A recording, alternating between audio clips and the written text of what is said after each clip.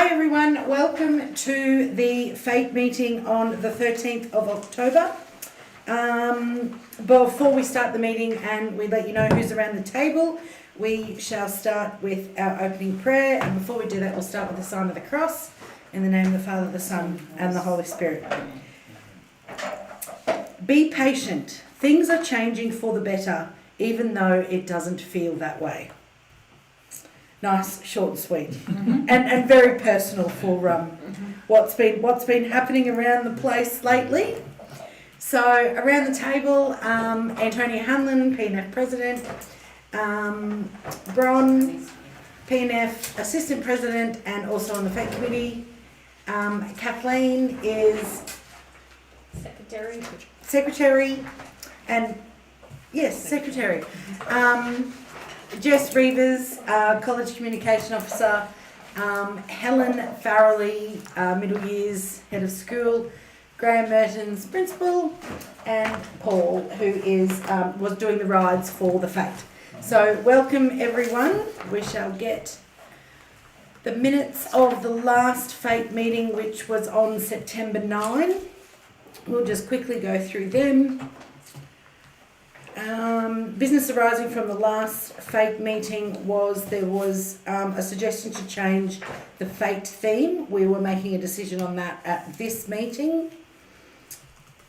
And positions filled for the Fete Committee included Bron, myself and Kathleen as the Fete Coordinator, and we still had sponsorship and donation positions to be filled, and also raffles and auctions to be filled.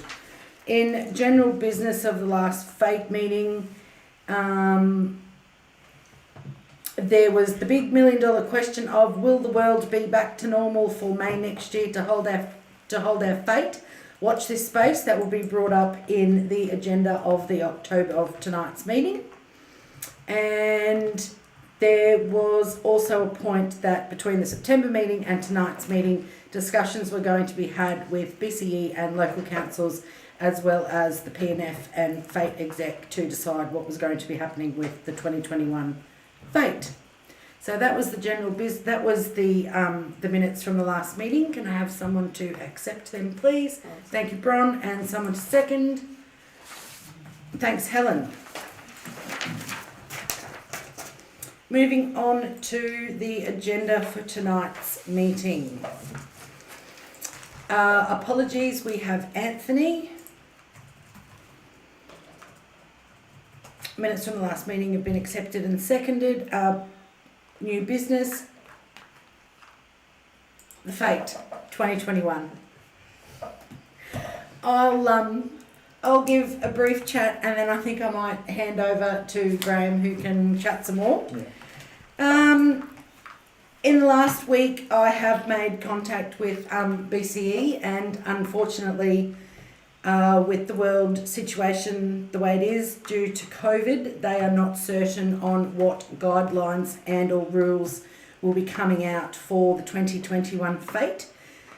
So at this stage, we believe the correct call, although very sad, that we will call it a no-go for the 2021 Fete in May of next year.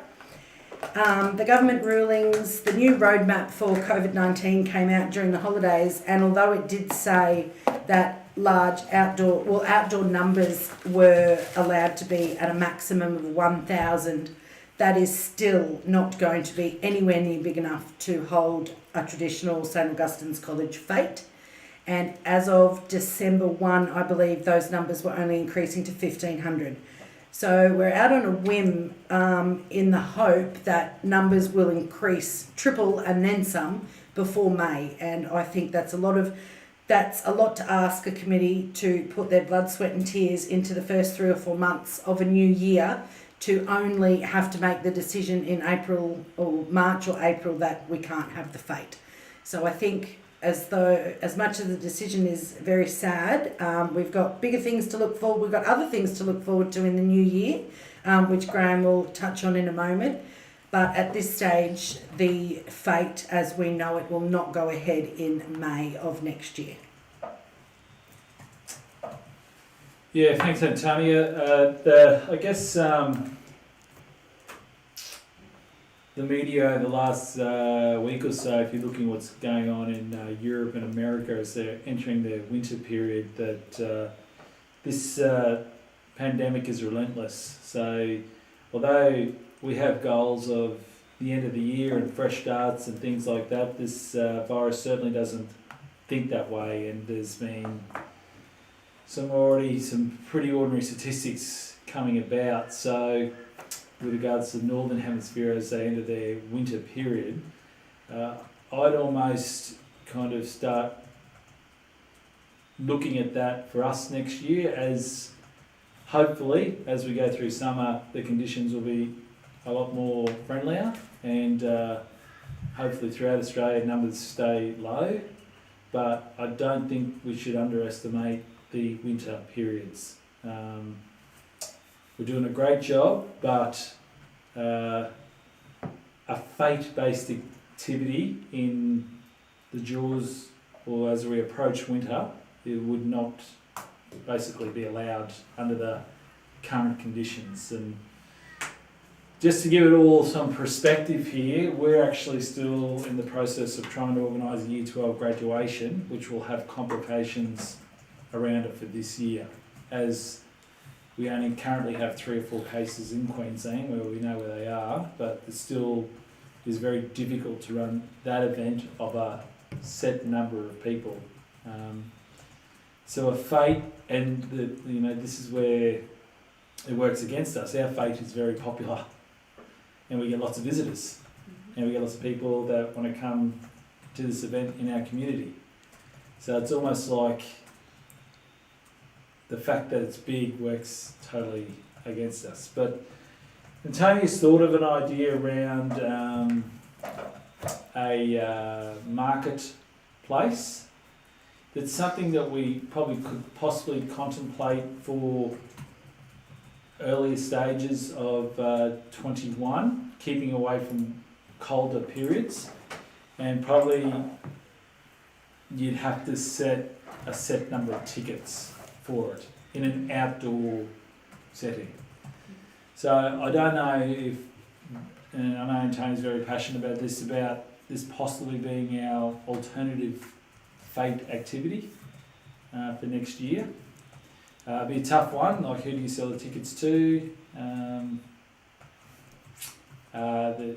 People have to take on roles like as a COVID police, so to speak. You're making sure that we observe all those rules. We'd have to have protocol around recording people that are there, and I guess that's the ticketing process will help us with that. But it won't be as open as we'd like. There would still need to be a lot of constraints around how we do it. So, yeah, happy to discuss that a bit further. But I agree, yeah, the fete being as large as it is at St Augustine's actually just can't work under COVID conditions. So I guess opening up the conversation around the market idea as an alternative, what we call, when we don't run things at school, we call them alternative activities. So we've had alternative camp experiences for our kids. What does an alternative fete activity look like? Well, something along that. Well, I just happen to have a page worth of notes about what the PNF exec thought a market style activity could look like. And it included things like keeping to, we were working on numbers of 1,000 because that's what it is currently according to the government's COVID roadmap, and we can work with those numbers when we get dates, etc., etc.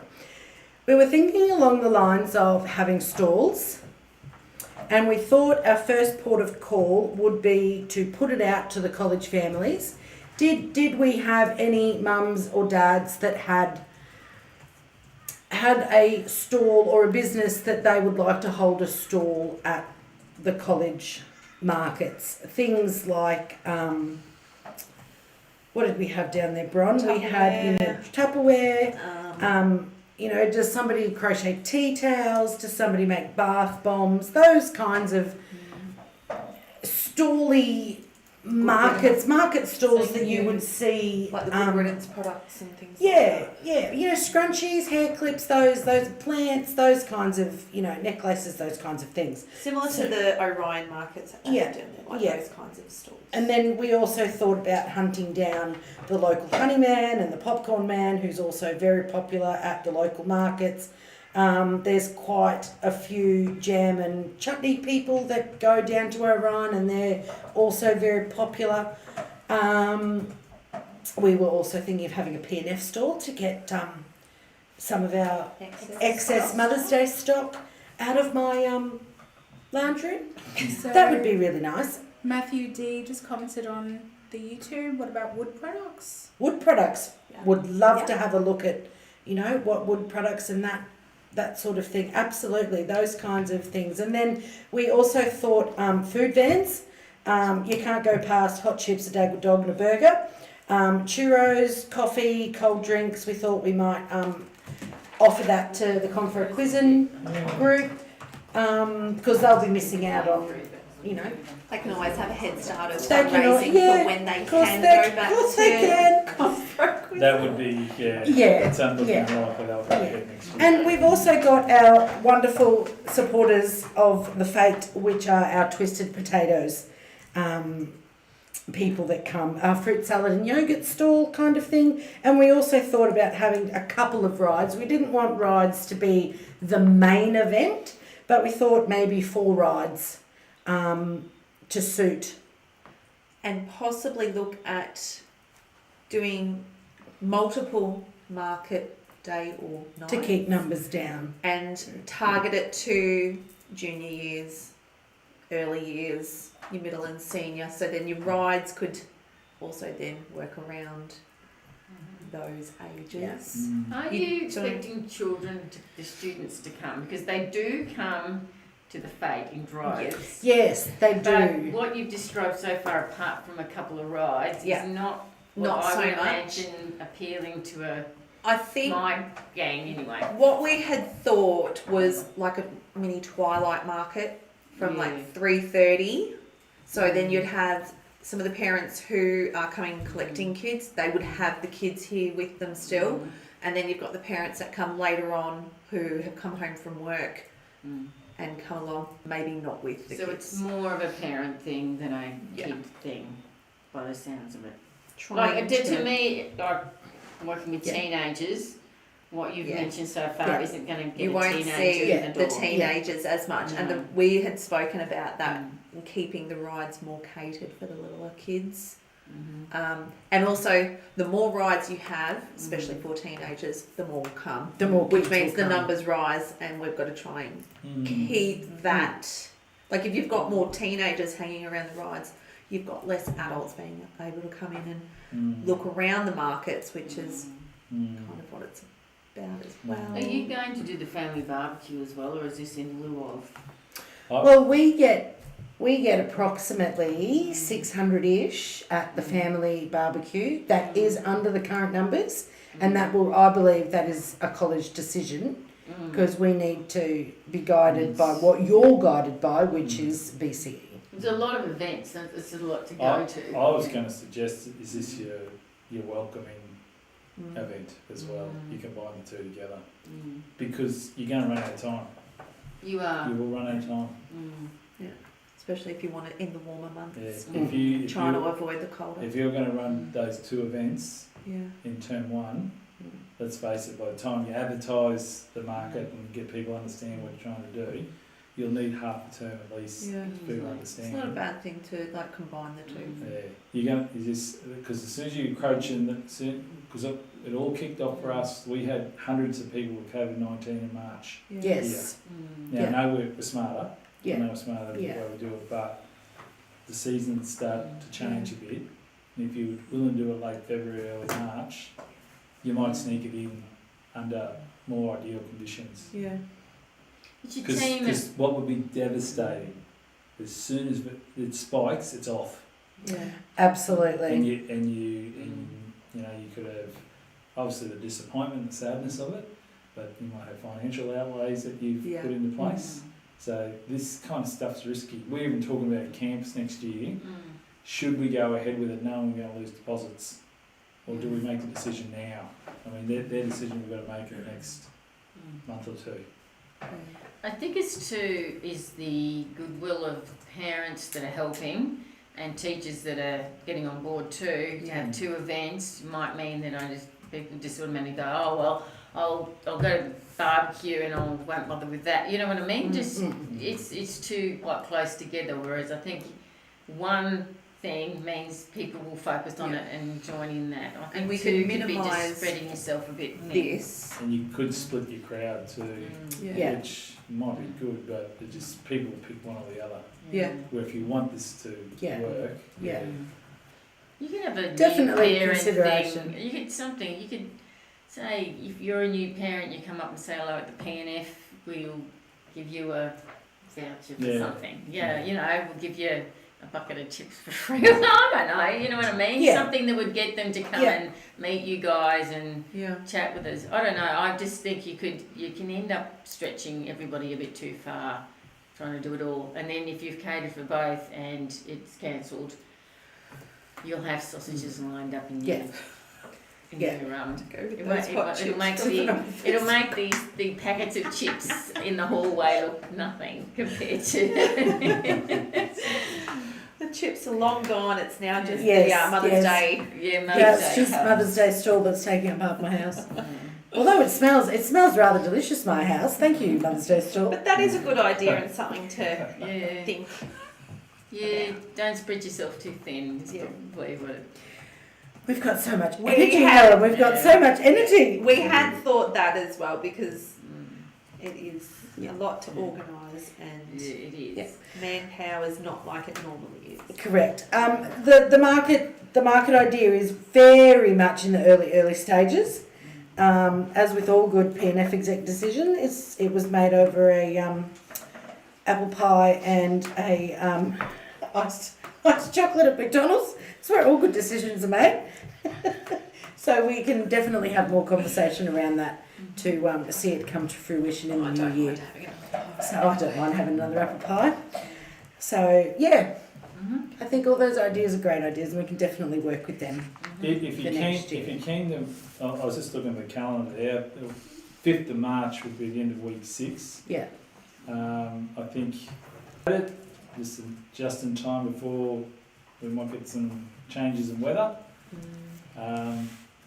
But that's not long No, from a school week perspective. it's not. No. If we're keen to do it, if you guys can start really thinking about it and putting it together, and we'll help with regards to the variation routine and what workplace health and safety. Get Crystal ready for it as well, and then putting it in our school calendar. So working on the school calendar for next year. Yep. So that's a fixture that will come up, and the biggest challenge for us is we're going to have to come up with a way of recording who comes onto the school grounds. There's That's what- QR code. when I was Scan. talking to the BCE COVID team last week, I suggested things like an Eventbrite activity where you have to show your Eventbrite ticket on your phone or your device before you come in. Depending on the location of where we have the event, it would be relatively easy to block off the surrounding area. So there's one open area to come in and one to exit.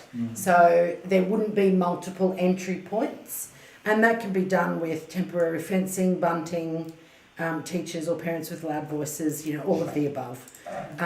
Relatively easy as long as we know where.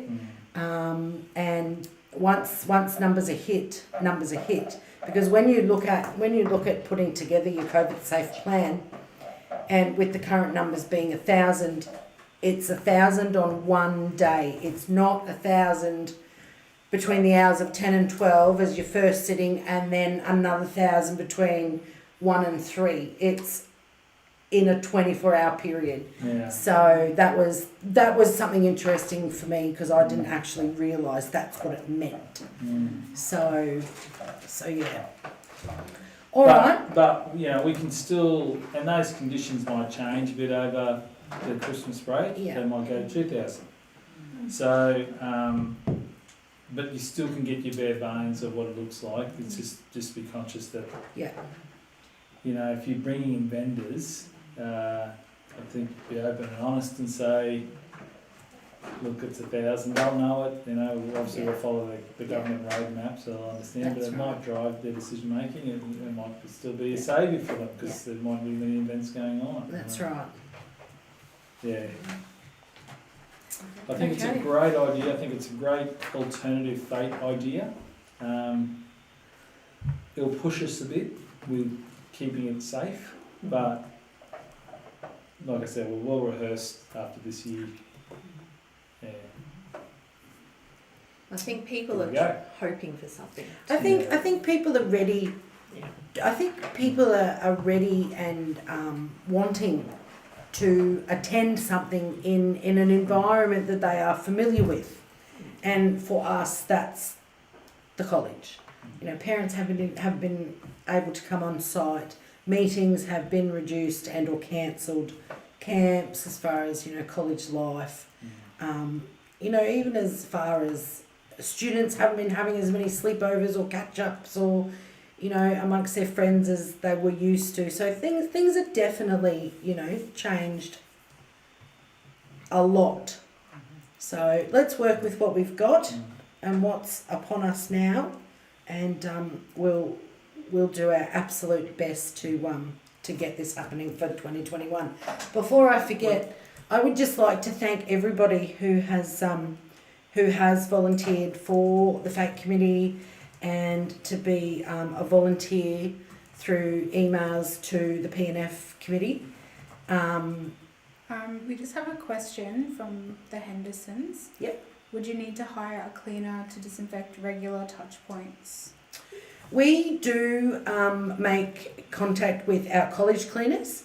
On a Fete day, they are on site for the hours of the Fete, and they empty bins more regularly than they used to and clean toilets and things like that. So it would just be a discussion with them to see if they're available on market days and ask them if they could continue with the upkeep and the sanitising of bathrooms and high touch points. And that will also be in our COVID safe plan as well.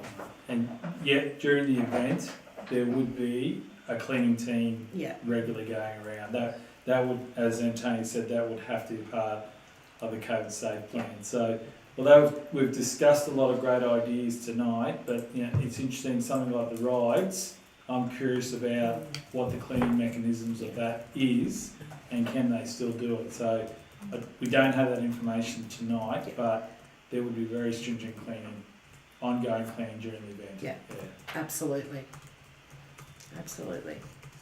So yes, before we wrap up, thank you to everyone who has offered their assistance for next year's Fete. Unfortunately, this one wasn't to be, but there's been some excellent and positive conversation around the table tonight about what we can hopefully bring to the community in the new year. Is there any other discussion around the table before we close off the Fete meeting? No? So that's it. Fete meetings are done until we're back to normal. So thanks again, everybody. And just a reminder that the P&F meeting will start at 6:45. Thanks so much for everyone listening at home. Have a great week. Bye.